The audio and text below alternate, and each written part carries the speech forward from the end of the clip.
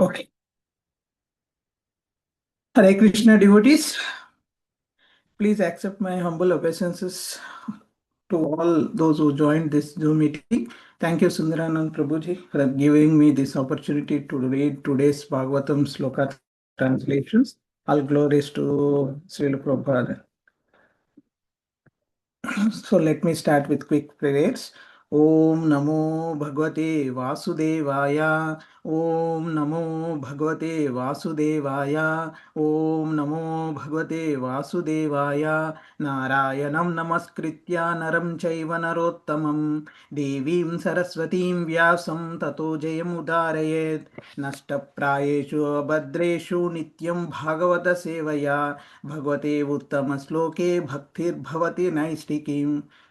जय श्री कृष्ण चैतन्य प्रभु नित्यानंद श्री अद्वैत गदाधरा श्रीवासादि गौर भक्त वृंदा हरे कृष्णा कृष्ण कृष्ण हरे हरे हरे राम राम राम हरे हरे हरे कृष्णा कृष्ण कृष्ण हरे राम राम राम हरे हरे हरे कृष्णा कृष्ण कृष्ण हरे Ram Ram Ram Hare Hare. So today we are reading from Canto 10, the Sonam Bonam, and the chapter 25, Lord Krishna lifts Govardhana hill, from sloka 17.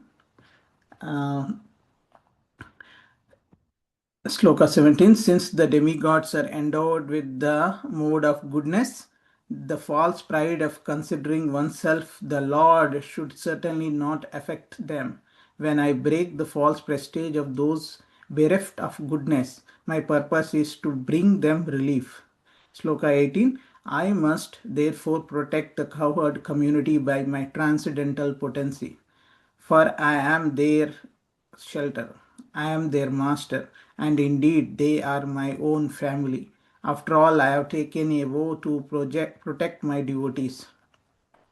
Sloka 19. Having said this, Lord Krishna, who is Vishnu himself, picked up Govardhana hill with one hand and held it aloft just as easily as a child holds up a mushroom. Sloka 20.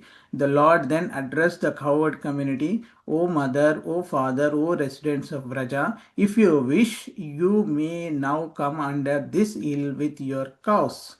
Sloka 21. You should have no fear that this mountain will fall from my hand, and don't be afraid of the wind and rain, for your deliverance from these afflictions has already been arranged.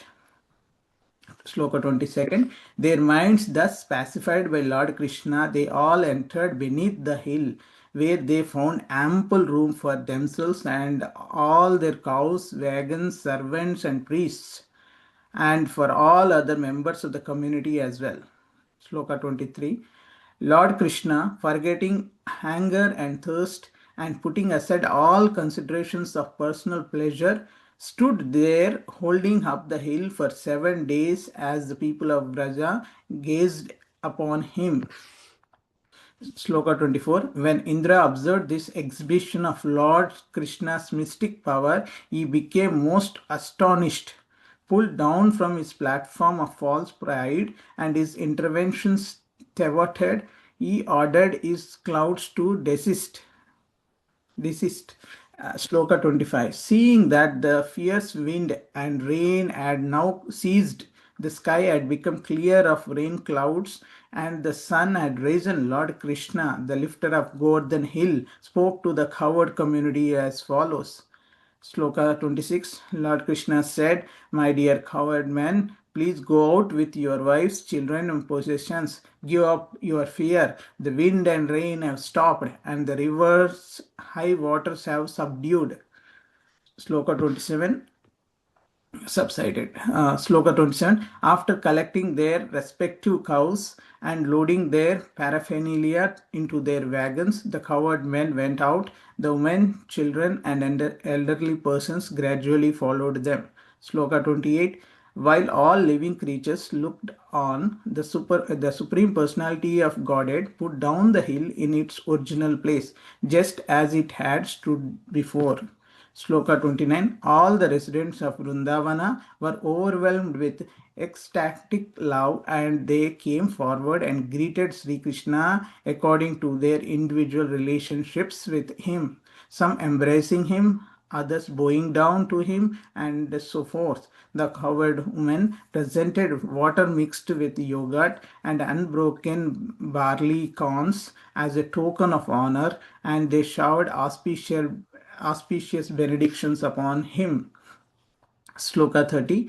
The mother Yashoda, mother Rohini, Nand Maharaj, and Balrama, the greatest of the strong, all embraced Krishna. Overwhelmed with affection, they offered him their blessings.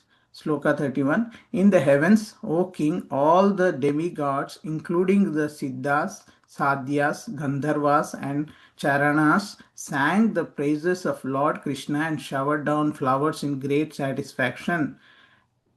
Text 32.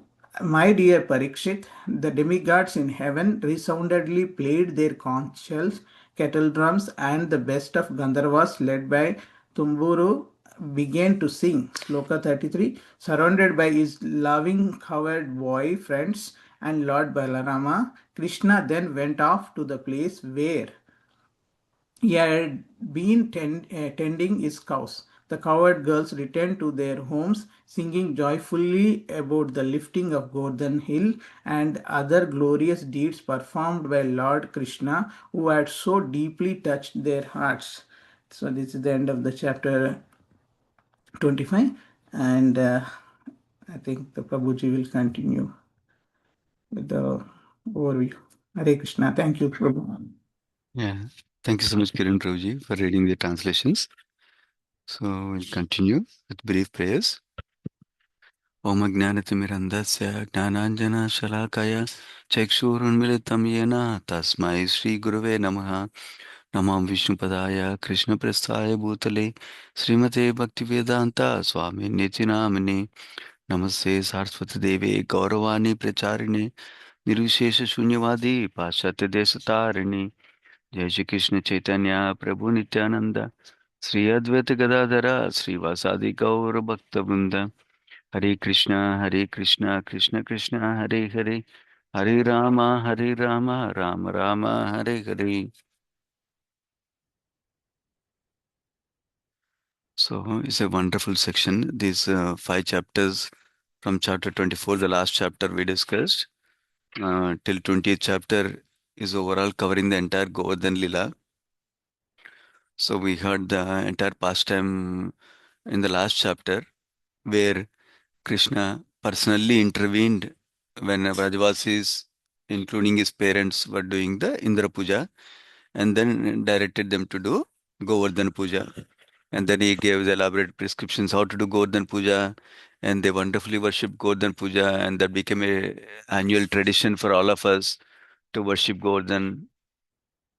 And then we heard in the beginning of this chapter, 25th chapter, from yesterday's session by Sri Krishna Prabhu, we heard how Indra became fearful, and he took a he took it as a insult to him personally that Brajavasis stopped his puja, cancelled his puja, and then worshipped Krishna. So we also heard how Indra is thinking himself like a supreme controller, forgetting his original position. He forgot the point that Brajavasis were listening to Krishna, who is the supreme Lord, who is his own Lord. Instead, he became proud of his opulence, and then with that pride in the heart, he was thinking Brajavasis are proud. And then that's so he reacted with extremely severe punishment, what he thought was punishment to Brajavasis, by invoking Samvartaka clouds and so much rain, like a rain of devastation, when annihilation of the whole universe happens like that. He ordered them to uh, destroy Krishna's favorite place, Vrindavan, like that. So now when all of those things are happening, so we heard how uh, Brajavasis, knowing nobody else, they took shelter of Krishna because they're completely dependent on Krishna only in all circumstances. They took shelter of Krishna. So that's where we ended yesterday with Sri Krishna Prabhu's class, where the text 16, yeah, text 16 said, text 15 onwards, Krishna was contemplating when they took shelter, how should I give him protection like that. So what we are right now in the section is the contemplation that Krishna is going through before he acts to give protection to Brajavasis. So overall, we'll discuss about three broad themes today. First theme is Indra's false prestige. That is first theme. That was discussed yesterday to large extent. We'll continue that one. Number one. Number two, Krishna's merciful nature in giving protection to his devotees. That is the second thing. And the third thing we'll discuss is about how we can also take shelter of Krishna to receive love and protection from Krishna. So those are three broad themes.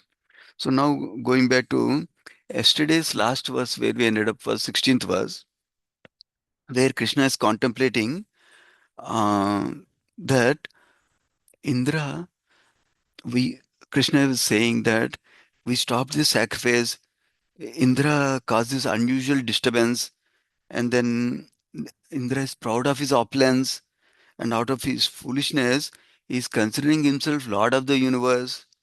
I will now destroy such ignorance. That is the last verse we discussed yesterday. Now going to text 17, in the same mood that Krishna is contemplating, Krishna is saying that actually demigods are endowed with mode of goodness. So these qualities related to mode of passion and ignorance are not supposed to be there in them, like having pride or false prestige on themselves is not applicable to demigods like that.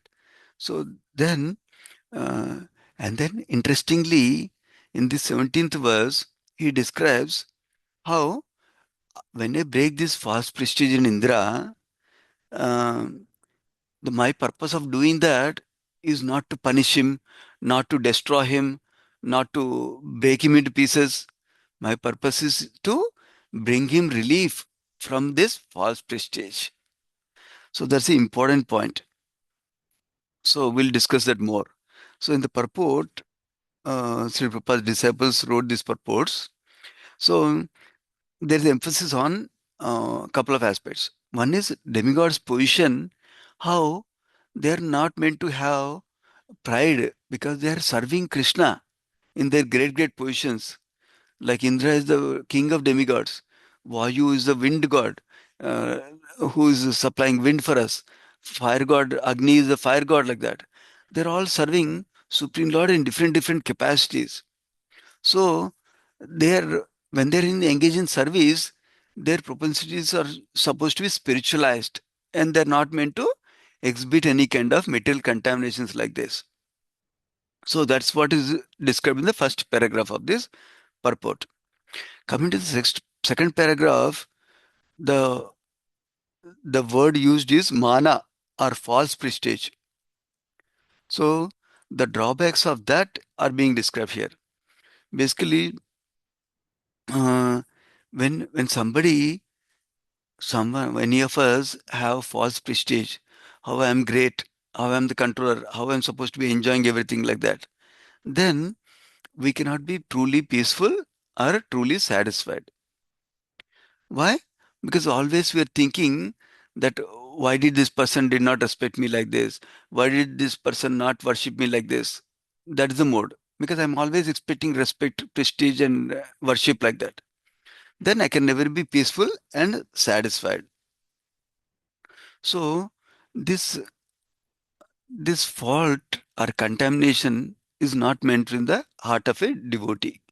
So that's why Krishna is contemplating that he will purify Indra's heart from this impurity that is arisen, which is false prestige. So this is like Acharyas describe, this is like a mother when she sees the child having dirt on his body, baby's body, then she comes and wipes off the dirt on the body of the baby. So that way baby is clean again. Like that, Krishna, in a loving way, as a loving father, is taking care of Indra here in this case. So, so that is one aspect being described in the second paragraph of the purport. So, um, and then another aspect in the second paragraph is also significant, where is being the verse is being quoted, Yasyaham Anugranami Harishe Taddanam Sanai. The translation, I give my blessings to a person by taking away so-called opulence. So this is another important discussion. So essentially, why did why did Indra get proud? Why is Indra infested with this false prestige? Because he's proud of his opulence that he has. He has so much opulence that he can enjoy, that he can lord it over. That that is why he's feeling false prestige. So, with this verse that is quoted, what is being described is we as practicing devotees have few choices when we are endowed with whatever opulence we have in our life. First choice is we can try to enjoy all the facilities that we got, all the luxuries we got, all the comforts we get, all the privileges we get, we try to enjoy them. So, that is one possibility we can engage with. So, that means that is engaging like a karmi mentality. Like, I want to enjoy, I want to enjoy, I want to enjoy the mentality like that. Second possibility is I want to, I understand everything belongs to Krishna. So Krishna has given these gifts and these facilities, these privileges for doing his service nicely. So I will utilize these resources, these facilities, and these privileges in the service of Krishna. When we do like that, then that is a practical service attitude. Devotees who are practicing, we are cultivating service attitude. We try to act in that direction. So when we have that attitude of service, of thinking that whatever we have is gifts of Krishna, and then engage them in service of Krishna, that is the second way of engaging in with the opulences and gifts we have. First way is to enjoy them. Second way to utilize them to serve Krishna like that. So Krishna is describing here, and the quote verse quoted here is describing that when I forget that everything is a gift of Krishna, and when I don't engage everything in service of Krishna, what does Krishna do? Krishna does a special favor to me and gives his mercy. How does he give his mercy? He will remove the gifts that he has given me already. He'll remove the opulence that he has given me already, because he sees that number one, I'm not able to see them as gifts of Krishna and I'm not able to utilize in Krishna service, number one. Number two, on the opposite side, that is creating false prejudice in my heart, that is making me go far away from Krishna, making me not depend on Krishna, making me not take shelter of Krishna. So, is not helping me in growing in my devotion service, is not helping me in my relationship with Krishna. Seeing that is not helping me, but in my heart, I want to grow in bhakti. I want to love Krishna. I want to serve Krishna. But in one side, I have that. But on the other side, I'm trying to enjoy the opulence for myself. And I'm trying to become prideful of myself. So when Krishna sees this, both of them in the heart of a devotee, then does a special favor to remove that opulence. So that way, he will take full shelter of Krishna without any contaminations like false prestige, like described in this verse, like that. So the solution for engaging in Krishna's service as a practicing devotee is that we see whatever someone else has as gifts given by Krishna, in reciprocation to their karma and in reciprocation to their previous service, like that. Then we will not become envious of others. Similarly, we'll see whatever resources, intelligence, facilities, privileges that Krishna has given us as gifts from Krishna. For what purpose?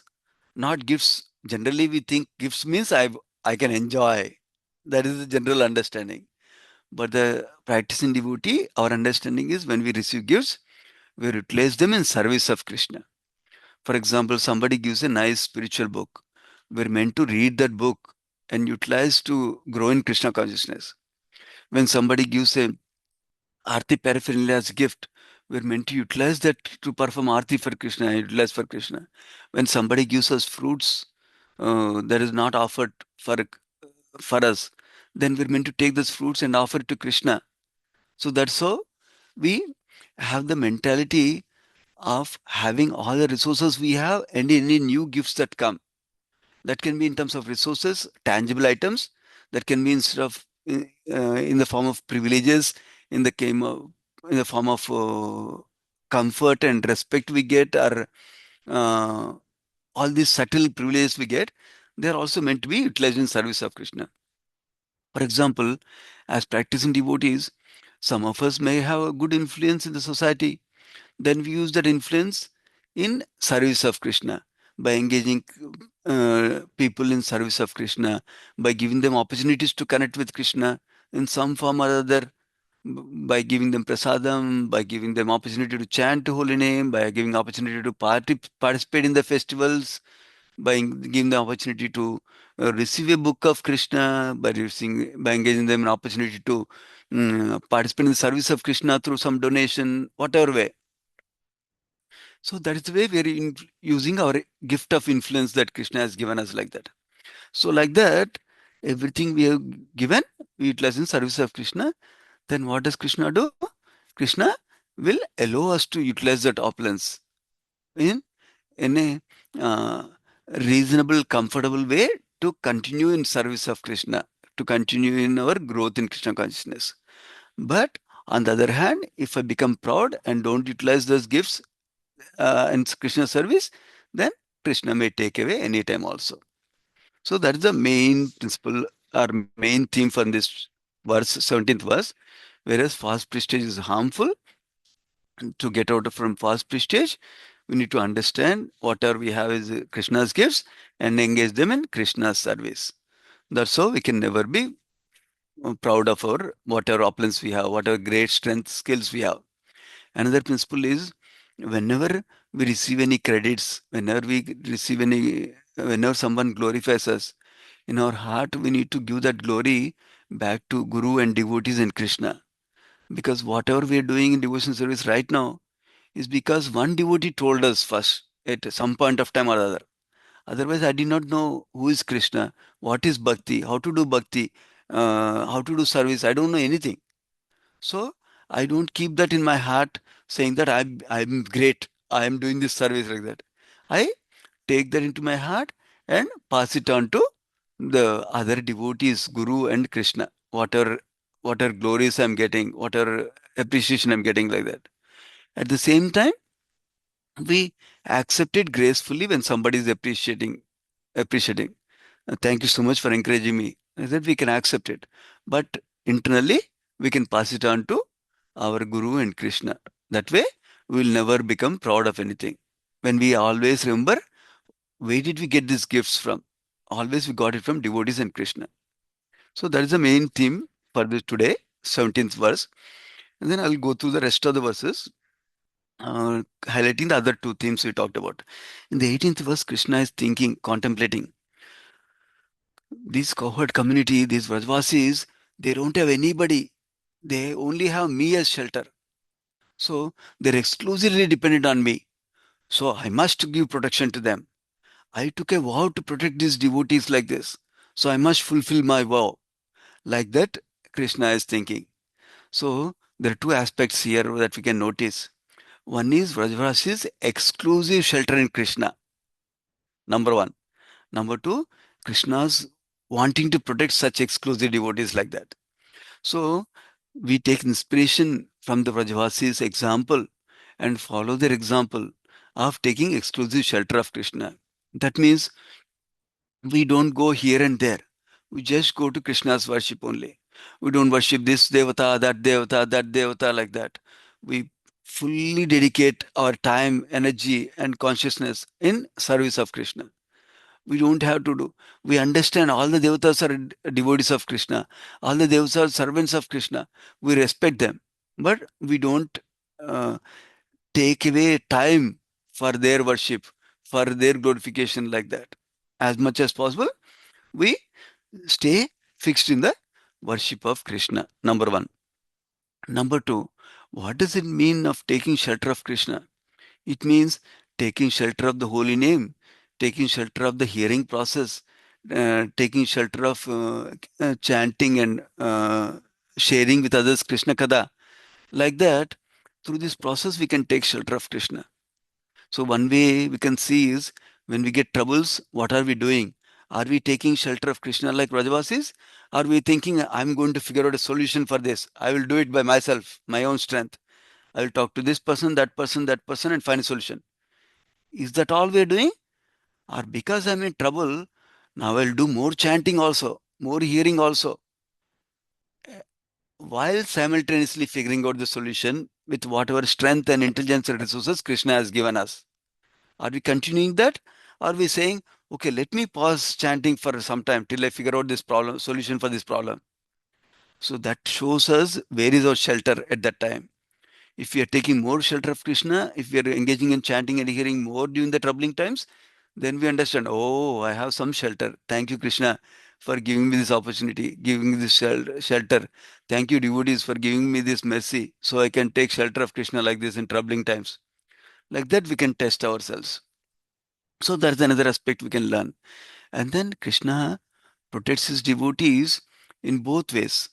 Like we see in this pastime, Krishna is protecting Vrajavasis externally and internally protecting Indra also. We'll get to that section. So, this is the Krishna's vow of protection. He always wants to protect his devotees like that, as long as we take shelter of Krishna. In the 19th verse, Krishna is taking action.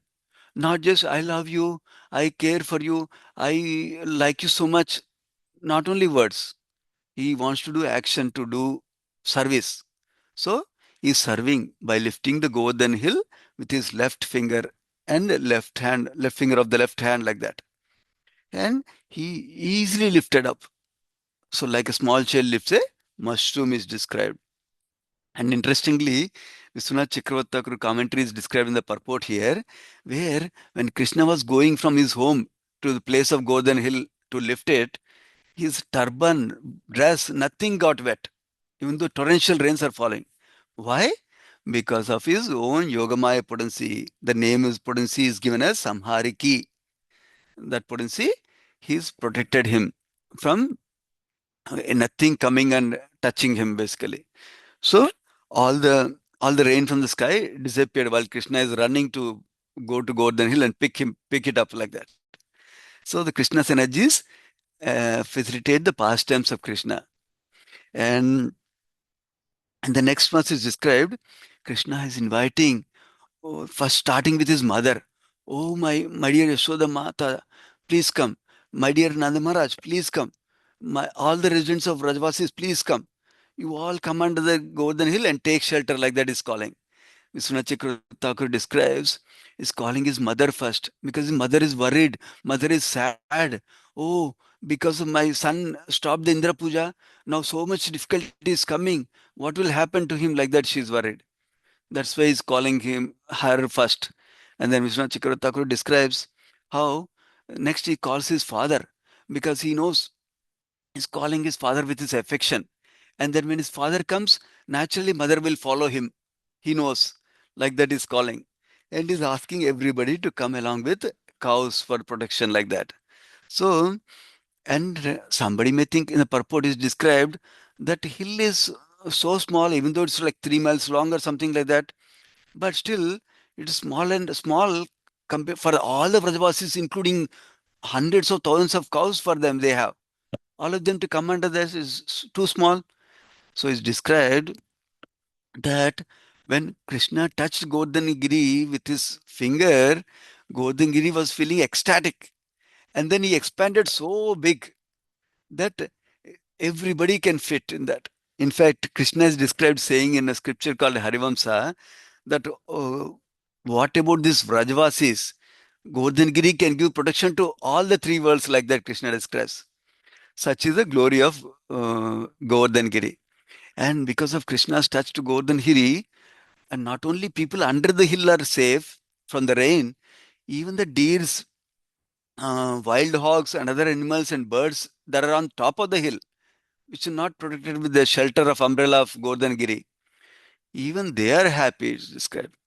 And even Govardhan, when the torrential rains is falling, it's feeling like flowers falling on the body of Govardhan, it seems. So such is the mercy of Krishna's touch for the Govardhan, and service ecstasy of serving Krishna through this pastime for Govardhan, like that. So Krishna is assuring, don't fear that nothing will happen to you. Please come. Like that is encouraging them to come. So in the 22 verse, they're describing they all entered Govardhan under the shelter of Govardhan. And now next verse is another important verse, 23rd verse, where is describing that Krishna forgot hunger, thirst, and he forgot his own personal pleasure, and he stood up holding the hill for the service of the Vrajavasis, like that. And people of Vrajavasis also did not feel any hunger, thirst. They were just looking at the beautiful form of Krishna and they were happy and joyful inside. There's no thirst, no hunger for them like that for 7 days, 7 nights. Similarly, Krishna seeing their happy faces, he's also very happy seeing them. This way, they're both enjoying their association together. It's described, Acharyas described, normally in the morning times, Krishna goes to the forest to uh, to tend the cows. So then that time gopis are missing association, and Krishna is at home in the evening, night time. Gopas Gopas are missing association, but sometimes he gives association at the night time to gopis, but Gopas are missing the association. Now all the Gopas and gopis are having association at the same time now. That is the beauty of this pastime. So they're engaging in loving exchange with Krishna under the Govardhan hill. So considering the time is going away, I'll keep it brief. It's a very elaborate pastime. So now seeing that Krishna has protected all Vrajavasis, Indra realized his mistake and he stopped the winds and rain from going anywhere. And then he, in the next chapter, will see how Indra comes to seek forgiveness from Lord Krishna. Now, after rain and everything stopped, Krishna said, all the Vrajavasis to go out. Now that rain has stopped, and he kept the Govardhan back at its place. Or Acharyas also describe that Krishna engages Sudarshan Chakra so that rain doesn't come. Rain doesn't keep flooding in the Vraja like that.